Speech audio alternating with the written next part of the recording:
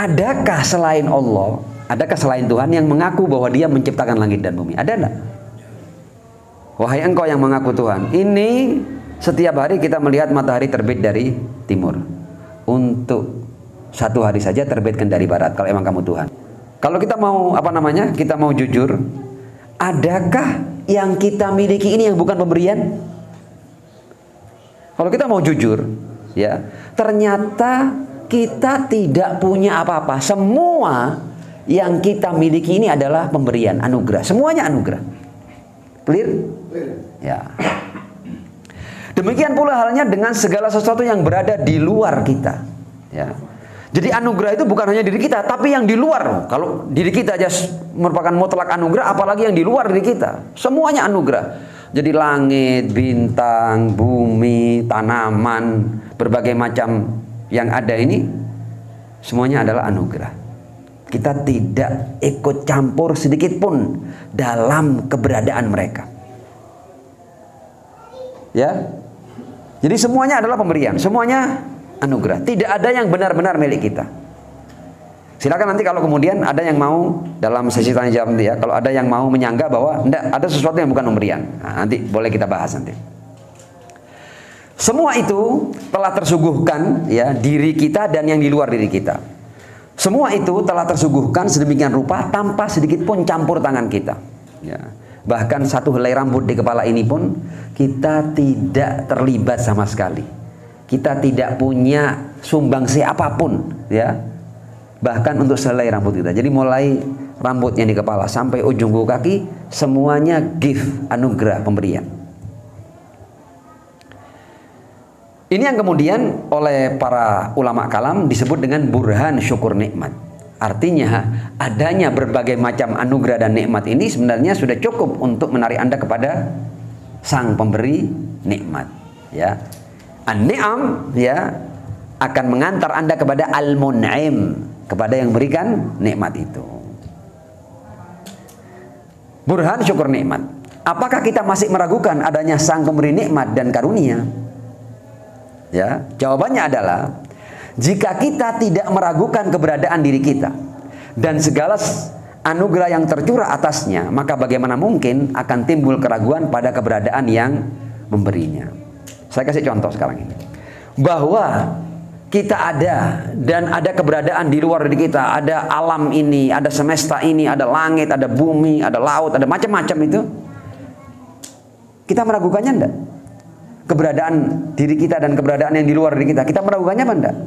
Nah, ketika kita tidak meragukan keberadaan diri kita, karena ada orang-orang ya yang sedemikian rancunya cara berpikir mereka masuk dalam kaum sofis. Kaum sofis ini bahkan mereka meragukan keberadaannya. Kita tidak berbicara dengan orang-orang yang punya masalah dalam otak mereka. Tapi orang-orang yang sehat, waras, ya, dia tidak akan meragukan keberadaan dirinya.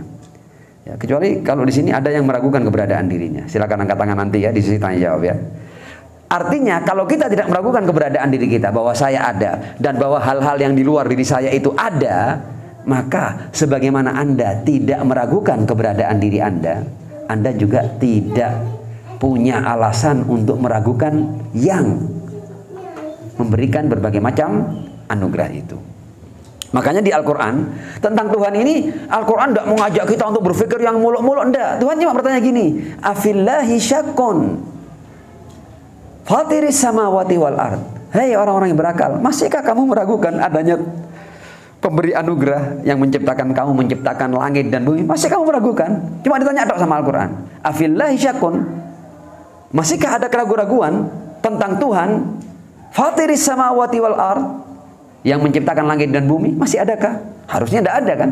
Oke, nah sekarang kita masuk pada catatan penting. Ini kita mulai masuk pada hal-hal yang kita perlu sedikit perhatian. Poin pertama, selain Allah tidak ada yang mengaku sebagai pencipta. Ini kan kita selama ini menyaksikan langit dan bumi, pergantian siang dan malam, apapun yang ada di langit dan di bumi. Meskipun kita belum sampai kepada seluruh wilayah langit dan bumi. Langit mungkin kita hanya ada di apa itu, di wilayah-wilayah yang paling rendah dari langit. Kita belum sampai kemana-mana, ya. Kita hanya mungkin secuil, kita hanya setetes dari keberadaan ini, setitik dari keberadaan ini, baru kita menjangkaunya. Bumi pun yang terbatas ini, yang bisa kita yang bisa kita datangi, ternyata kita juga belum mendatangi semuanya. Oke? Nah, kita mau bertanya sekarang, adakah selain Allah, adakah selain Tuhan yang mengaku bahwa Dia menciptakan langit dan bumi? Ada enggak? Tidak ada. Karena memang keberadaan ini harus diterima sebagai ciptaan daripada Allah. Karenanya tidak ada orang yang berani mengaku bahwa sayalah pencipta langit dan bumi. Tidak ada yang berani itu. Selama ini dalam sejarah ini yang mengaku pencipta langit dan bumi hanya Tuhan dalam berbagai macam kitab suci. Nah, saya akan bawakan contoh. Ada orang-orang dungu, ya, orang-orang yang sedemikian angkuh dan dungu, ya, yang kemudian hanya karena mereka berkuasa, kemudian mereka mengizinkan dirinya untuk mengaku dirinya sebagai Tuhan. Ya. Jadi poin pertama ini, selain Allah tidak ada yang mengaku sebagai pencipta. Apabila ada yang mengaku, pastilah ia pendusta. Ternyata dalam sejarah ini ada yang mengaku bahwa dirinya sebagai Tuhan, seperti Fir'aun, ana rabbukumul a'la. Namrud, ya, mengaku bahwa dirinya sebagai Tuhan. Nah, ada dialog yang direkam oleh Al-Quran, dialog antara Namrud dan Ibrahim alaihissalam. Dialog ini menarik. Ketika Nabi Allah Ibrahim kemudian mengenalkan kepada Namrud bahwa aku ini menyembah Tuhan yang menghidupkan dan mematikan. Ya. Qala Ibrahim, ketika akhirnya Namrud bertanya, siapa Tuhanmu? Ibrahim berkata, Rabbil ladzi yuhyi wa yumit. Tuhanku adalah yang menghidupkan dan mematikan. Namrud dengan kesombongannya mengatakan, ana uhyi wa umit. Kalau cuma menghidupkan dan mematikan, aku pun bisa melakukan apa yang dilakukan oleh Tuhanmu. Dia panggil 2 orang dari penjaranya, 1 dibunuh, dihukum mati, 1 dibebaskan. Lihat, kalau kamu katakan bahwa Tuhanmu menghidupkan dan mematikan, ini aku baru saja menghidupkan, aku membebaskan dia, dan 1 aku bunuh mati. Aku bisa mematikan, aku bisa menghidupkan, padahal bukan menghidupkan kan, membebaskan. Dia tidak pernah mencipta orang yang dia penjara, tidak pernah mencipta itu. Dia hanya membebaskan, bukan menghidupkan. Kata Nabi Ibrahim, oke lah, kamu anggap itu menghidupkan ya, oke. Membunuh, perbuatan jahat, bisa seseorang membunuh, tapi bukan mematikan, membunuh, ya. Ibrahim kemudian memberikan pertanyaan sederhana. Oh, kamu kalau gitu Tuhan ya? Yakin kamu Tuhan? Oke, saya kasih tugas kecil. Kalau emang kamu Tuhan, Namrud, wahai engkau yang mengaku Tuhan, ini setiap hari kita melihat matahari terbit dari timur. Untuk 1 hari saja terbitkan dari barat. Kalau emang kamu Tuhan. Wah, baru Namrud sadar, ternyata jadi Tuhan berat ya. Baru tidak disuruh nyipta matahari loh ya, tidak disuruh cipta bumi loh ya, tidak disuruh cipta langit loh ya, cuma disuruh mengubah arah terbit matahari, sudah tidak mampu. Ya, ini diabadikan di Al-Quran. Jadi dialog ini bukan dialog yang sederhana, karena dialog ini memuat alasan yang sangat rasional tentang ketuhanan. Jadi kalau ada orang-orang yang mengaku bahwa dirinya Tuhan, kasih dia pekerjaan-pekerjaan Tuhan. Sebagai contoh, suruh terbitkan dia matahari dari barat, just for 1 day, hanya untuk sehari saja kalau bisa. Ya, dalam dialog itu, supaya kita juga dapat berkah dari firman Allah.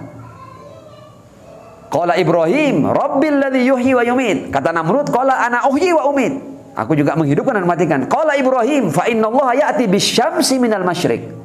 Allah menerbitkan matahari dari timur. Fa'ti biha minal maghrib. Terbitkan dari barat. Bahasa Al-Quran, fabuhital ladzi kafar. Seperti terjahit mulut Namrud. Ternyata sulit ya, ngaku Tuhan ternyata ngakunya gampang. Tapi mengerjakan pekerjaan Tuhan, baru disuruh mengubah arah terbit matahari sudah tidak mampu dia, tidak berdaya dia.